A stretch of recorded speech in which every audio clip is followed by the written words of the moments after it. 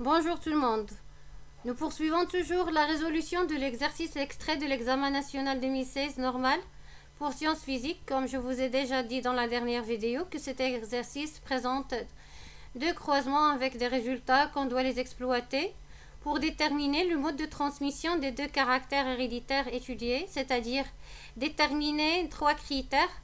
Est-ce que les gènes étudiés sont liés ou bien non liés au sexe? Est-ce qu'il s'agit de dominance ou bien de codominance? Est-ce que les deux gènes étudiés sont liés, portés par le même chromosome ou bien indépendants? Donc pour avoir ces réponses, on doit exploiter et interpréter les résultats des deux croisements, le premier et le deuxième. Commençons tout d'abord par l'analyse et l'interprétation des résultats du premier croisement. Donc il vaut mieux de schématiser les données de ce premier croisement comme suit.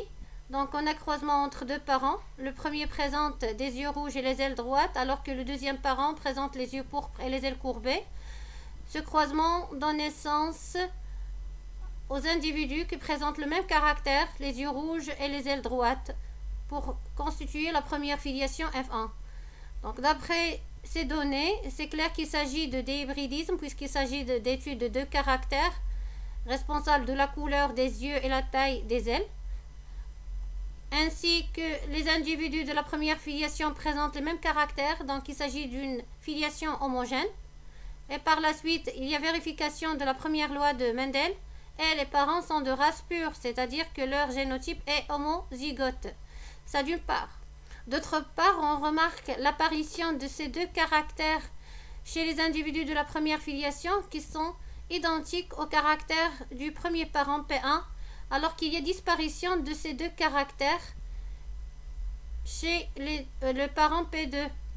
Donc on conclut qu'il s'agit de dominance absolue double pour les deux caractères. C'est clair? Donc il faut maintenant déterminer quels sont les allèles dominants, quels sont les allèles récessifs. Donc les allèles dominants sont responsables de l'apparition de ces deux caractères chez les individus de la première filiation F1, c'est-à-dire responsables de la couleur des yeux rouges et la taille des ailes droites. Donc seront symbolisés par grand R et grand D, alors que les allèles récessifs sont des allèles responsables des yeux pourpres et les ailes courbées, disparus chez les individus de la première filiation F1, et comme symbole seront présentés par le symbole petit r et petit d. Ça d'une part. D'autre part, on va interpréter les résultats obtenus lors du deuxième croisement pour déterminer s'il s'agit de gènes liés ou bien indépendants. Donc comme d'habitude, il vaut mieux de schématiser les données comme suit, ainsi que le résultat de ce croisement. Donc on a croisement entre deux parents, un qui fait partie de la première filiation F1, le deuxième qui présente des caractères récessifs, c'est un parent birécessif. Donc il s'agit bien sûr d'un test cross. Concernant les résultats de ce croisement, on a obtenu combien de phénotypes? 4 phénotypes. Est-ce qu'il y a un pourcentage égal à 25%? Non, pas du tout. Alors on a obtenu 4 phénotypes avec des pourcentages variés. On a 2 phénotypes avec pourcentage majoritaire, donc vont représenter des phénotypes parentaux, et 2 autres phénotypes avec des pourcentages minoritaires qui vont représenter des phénotypes recombinés.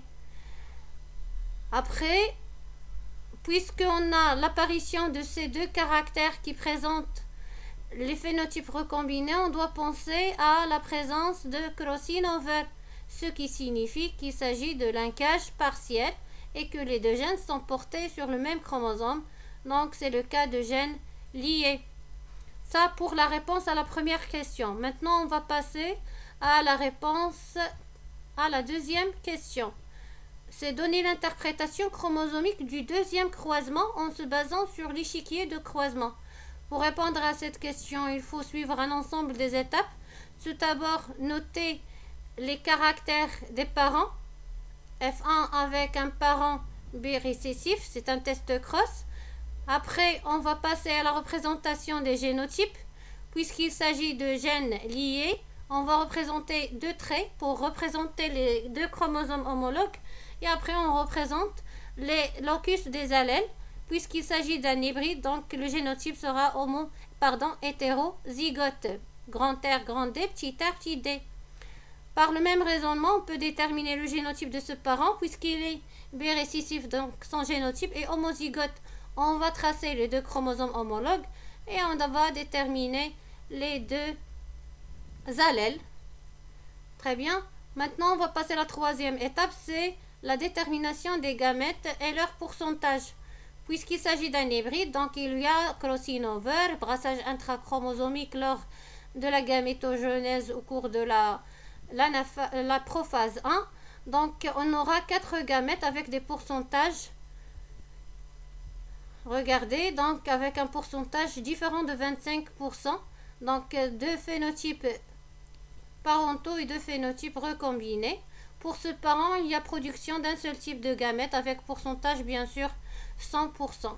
Après, la quatrième étape, c'est la fécondation et on va tracer l'échiquier de croisement où on va représenter les gamètes des deux parents. Donc, on va reproduire ici les gamètes du parent F1 et le gamète du parent birécessif. Après, on va passer à remplir le tableau par déterminer les génotypes et les phénotypes obtenus lors de l'union de ces gamètes. Et par la suite, on va obtenir combien de phénotypes? 4 phénotypes. Le premier phénotype avec un pourcentage 39%. Le deuxième phénotype petit r, petit d avec un pourcentage 38%. Ces deux phénotypes représentent les phénotypes parentaux. Le troisième phénotype, c'est grand R, petit d. Et le quatrième, c'est le phénotype petit r, grand D. Et ces deux derniers phénotypes représentent les phénotypes recombinés. La dernière étape, c'est comparer ces résultats théoriques avec les résultats expérimentaux obtenus lors des résultats du deuxième croisement. Bien sûr, on va remarquer qu'il y a une compatibilité, une conformité entre les résultats théoriques et les résultats expérimentaux.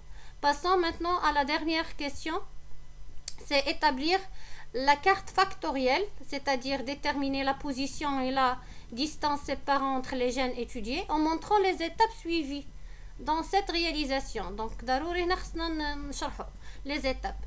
Donc, tout d'abord, il faut calculer le pourcentage des phénotypes type recombinés. Donc, on a, d'après les résultats obtenus lors du deuxième croisement, 11% plus 12%, ça va donner 23%. Après, on doit estimer la distance séparant les deux gènes en établissant la conversion de ce pourcentage en distance, en centimorgan, sachant bien que 1% des pourcentages type recombinés équivalent à 1 centimorgan, ce qui signifie que 23% va donner l'équivalence de 23 centimorgan. Après, on va passer à la représentation sur un chromosome, la position de ces deux gènes, en traçant un chromosome et on va proposer une échelle. Par exemple, ici, on a proposé 1 cm va représenter 3 centimorgans. On va passer à la graduation en considérant que chaque centimètre va représenter 3 centimorgans et on va passer à la représentation des locus des gènes. Par exemple, ici, c'est le gène ou bien le couple grand R, petit r responsable de la couleur des yeux. Et on va compter 23 centimorgans pour avoir le locus du deuxième couple d'allèles responsable de la taille des ailes, grand D, petit d. Et par la suite, on a la réalisation de la carte factorielle. Ça, c'est pour la réponse à cet exercice de 2016. Et à la prochaine, Inch'Allah. Merci.